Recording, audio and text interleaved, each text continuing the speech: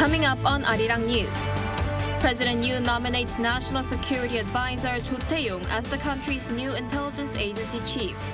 And former UN Ambassador Cho Tae-yeol has been named as the new foreign minister. Both nominations come amid heightened tensions on the Korean Peninsula and ahead of next year's general election in April. To better counter North Korea's missile threats, starting today, South Korea, the US, and Japan have activated their missile warning data sharing system. The three countries also agreed upon a multi-year exercise plan starting next year for regular military drills. More than 100 people have been killed and hundreds more were injured in China after a deadly earthquake hit the country's northwest on Monday night. Chinese President Xi Jinping has called for all-out search efforts to rescue survivors.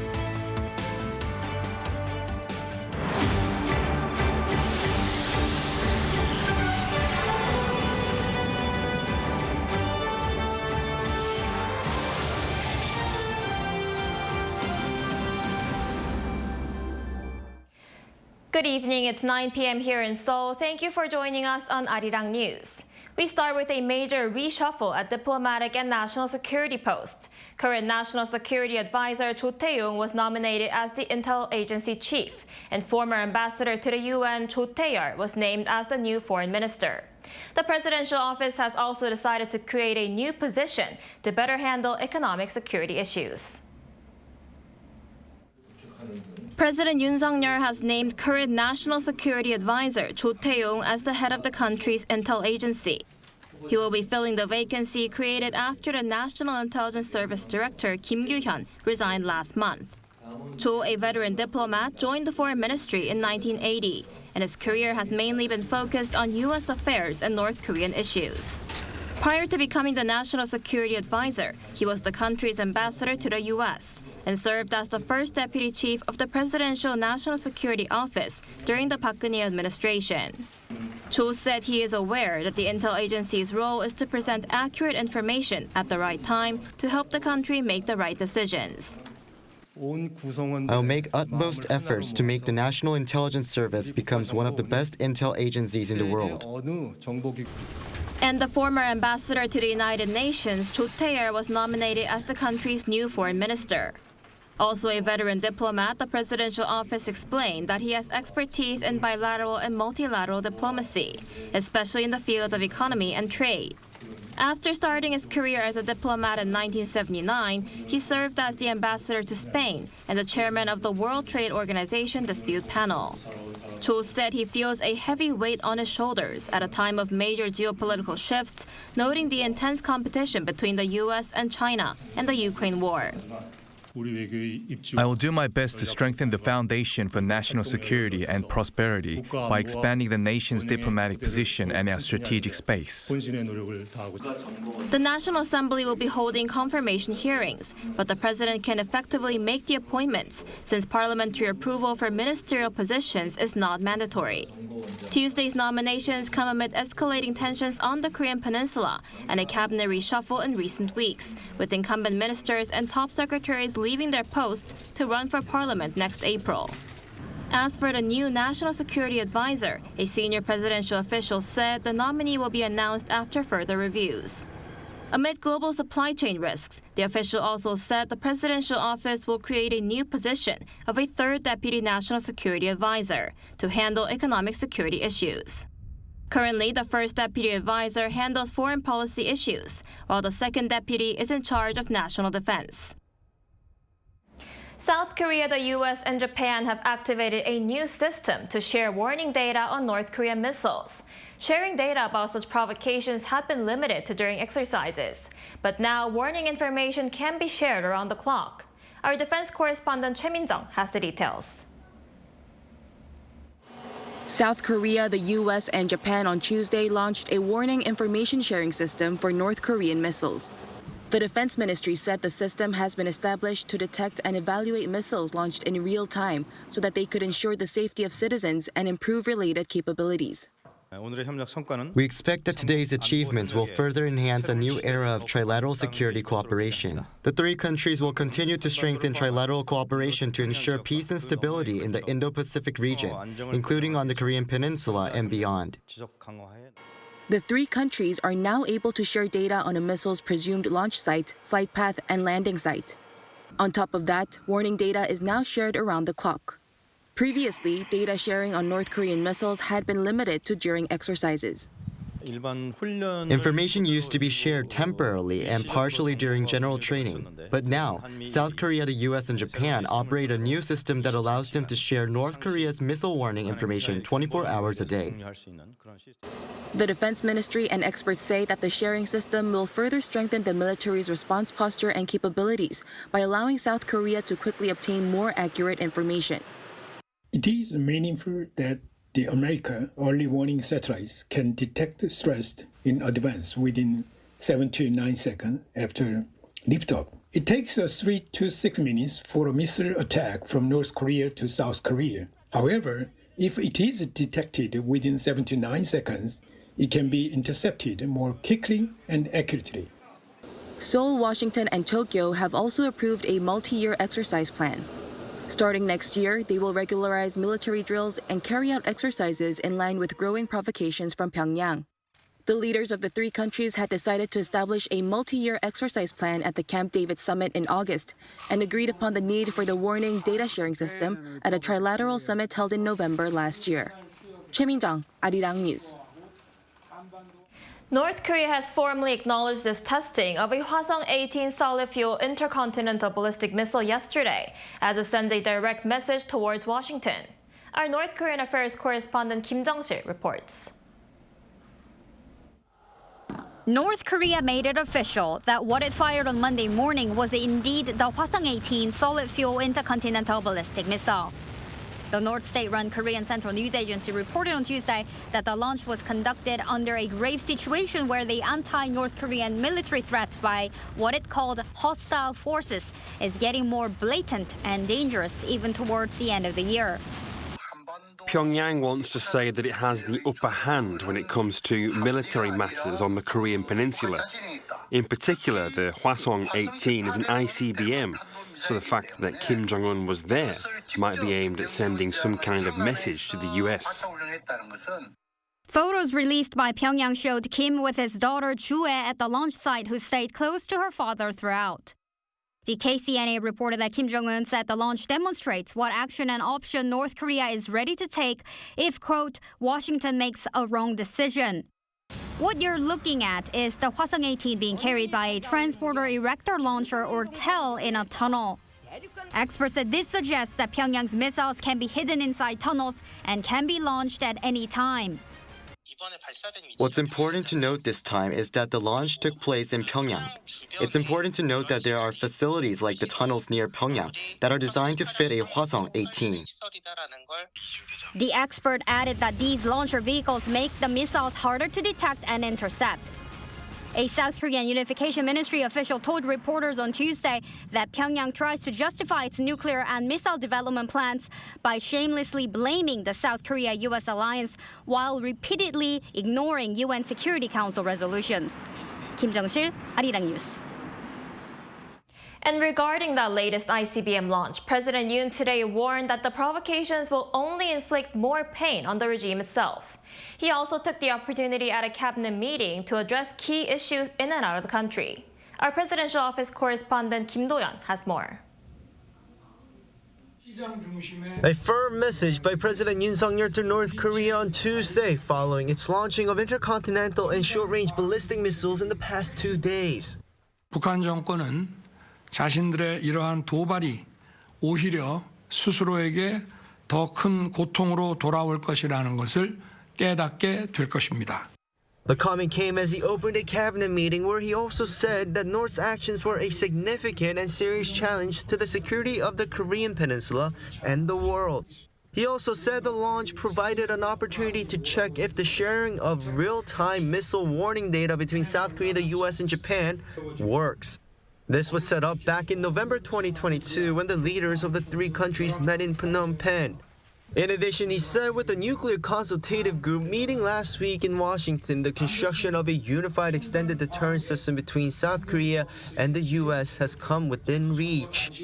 This, he says, signifies the materialization of a strong nuclear-based ROK-US alliance. 정부는 북핵 위협에 대해 국민들께서 아무 걱정 없이 편안하게 지내실 수 있도록 경제 사회 활동을 원활하게 하실 수 있도록 확실하게 뒷받침하겠습니다.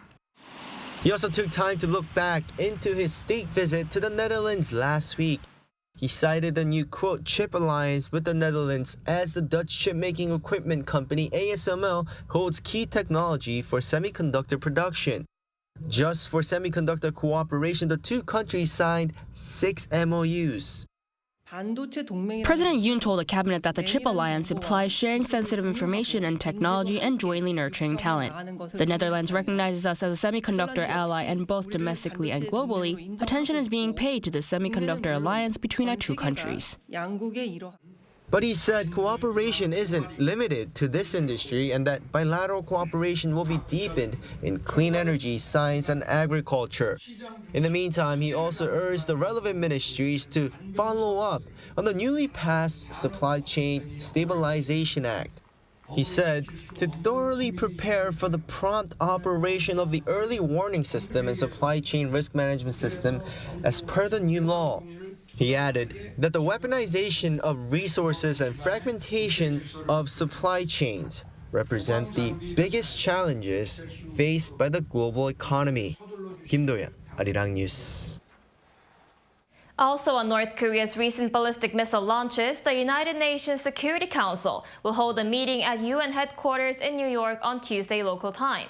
The meeting has been convened by the U.S. to discuss ways to respond to the intercontinental ballistic missile launched by Pyongyang into the East Sea on Monday.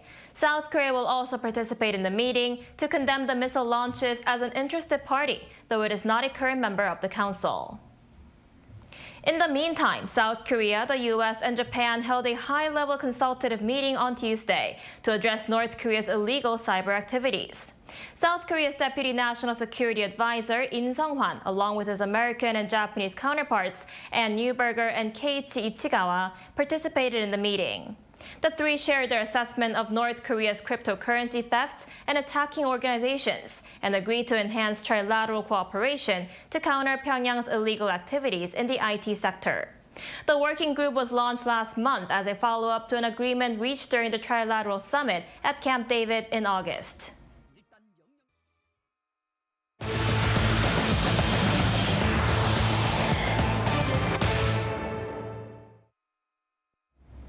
In neighboring China, more than 100 people have lost their lives after a deadly earthquake struck the northwestern part of the country on Monday night. Rescue operations are underway in freezing conditions to find survivors buried in rubble. Song Yoo-jin has the latest.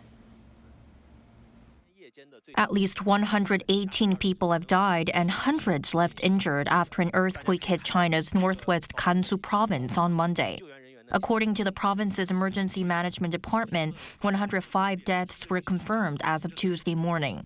State media CCTV reported that 13 others were killed in the neighboring Qinghai province, while over 500 people have been injured. The quake struck Gansu's Jishishan County late Monday night near its provincial boundary with Qinghai. The U.S. Geological Survey measured the magnitude at 5.9, while the China Earthquake Network Center put it at 6.2. There were 9 aftershocks by 10 a.m. Tuesday, with the largest one recording a magnitude of 4.1. Thousands of homes and buildings have been damaged. The quake also cut off water, electricity, and mobile signals in some areas.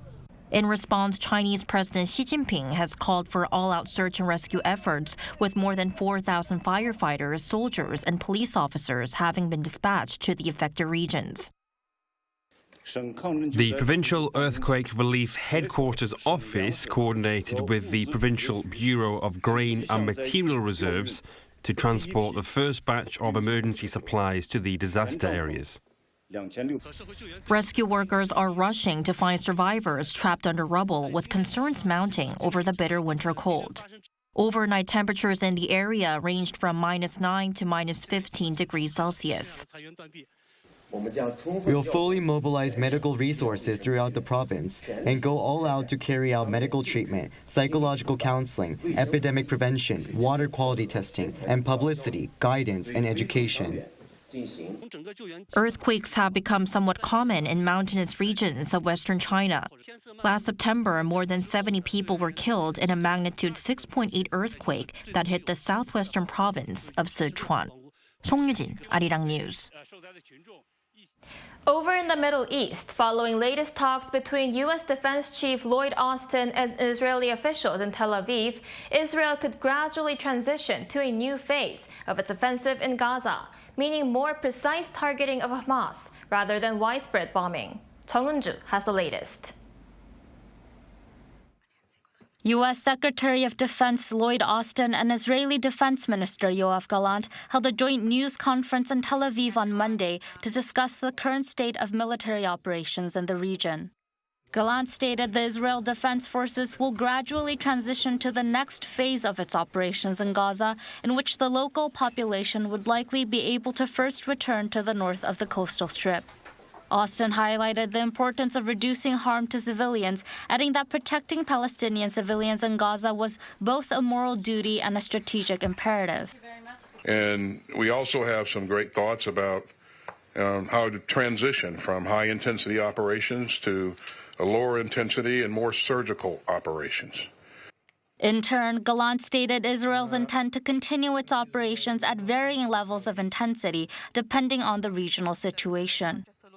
We will continue to operate in different levels of intensity according to the situation in the region. And Gallant also expressed Israel's intent not to control Gaza in any civilian way, but to carry out the necessary operations for securing its future.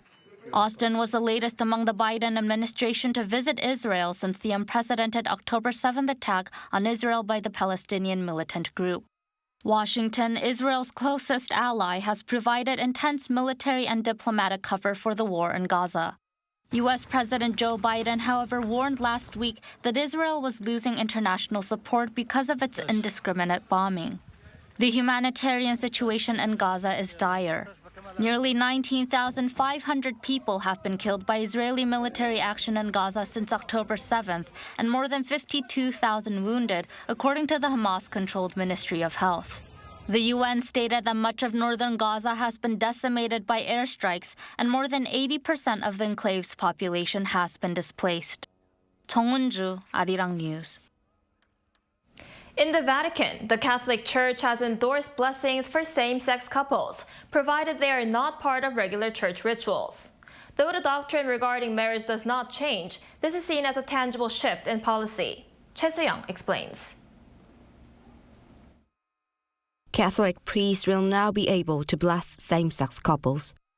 On Monday, Pope Francis approved the declaration Fiducia Supplicans published by the Vatican's Faith Department that allowed the possibility of blessings for couples in irregular situations, including unmarried couples, divorces, and same-sex couples. People with homosexual tendencies are children of God. God loves them. God is with them. However, the Vatican made clear this is not an offering any type of ritualization or impression of a marriage.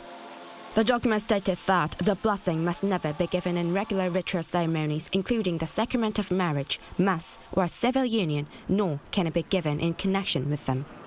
Cardinal Victor Manuel Fernandez, who signed the ruling, said it does not violate the sacrament of marriage between a man and a woman, as it does not change or modify the Church's long-standing stance on marriage.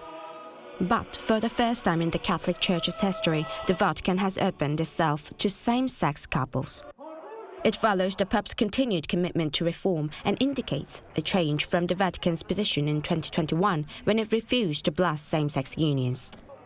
In October, the Pope indicated that priests could bless same-sex couples based on their judgment.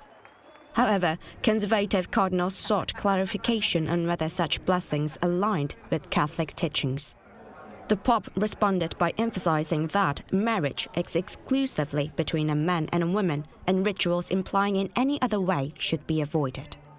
Last Sunday, Pope Francis celebrated his 87th birthday, and according to religious experts, there is a prediction that, due to his ongoing health issues in old age, he may become even more proactive in Catholic reforms.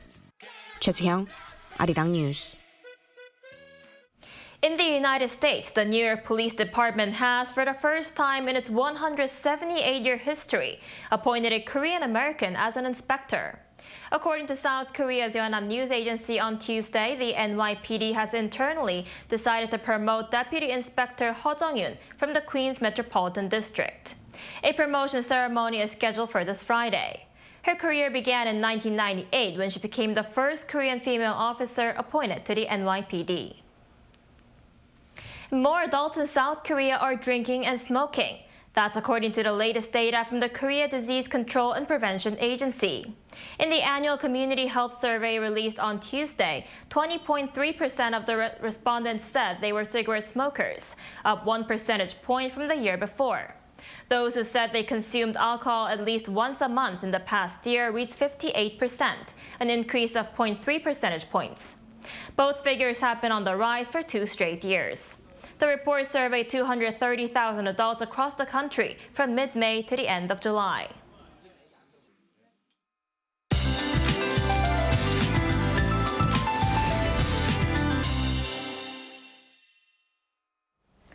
With snowfall all over the country, cold spells are expected to be similar to today's, with -8 degrees Celsius in Seoul and -12 degrees in Daegwallyeong tomorrow morning. However, from tomorrow afternoon, as the Arctic cold will move south again and below zero temperatures will continue throughout the day, please prepare for extremely cold conditions. Snow is in the forecast in the Midwestern areas from this evening. The snow will expand to the Chungcheongdo provinces tomorrow, and there will be lots of snow on the west coast. More than 50 centimeters is expected in the Jeollado provinces, 10 centimeters on the west coast near the Chungcheongdo provinces and mountainous areas of Jeju Island. The snow on the west coast and Jeju Island will last long until the late in this week. For tomorrow, most regions will start the day at below zero. Seoul and Chuncheon at -8 degrees. Highs in Seoul get up to -5, Gwangju -1 degree Celsius.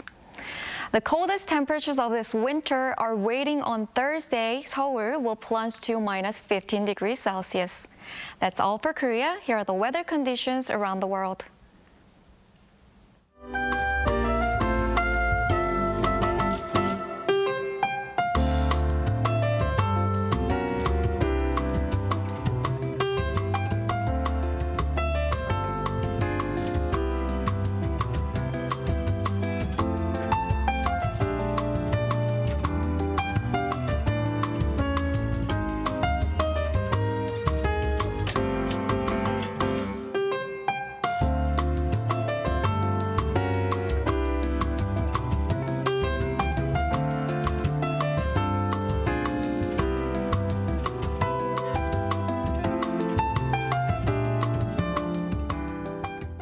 That brings an end to this edition of Newscast. Thank you for watching. We'll be back at 10 p.m. with the AI Headline News. Good night.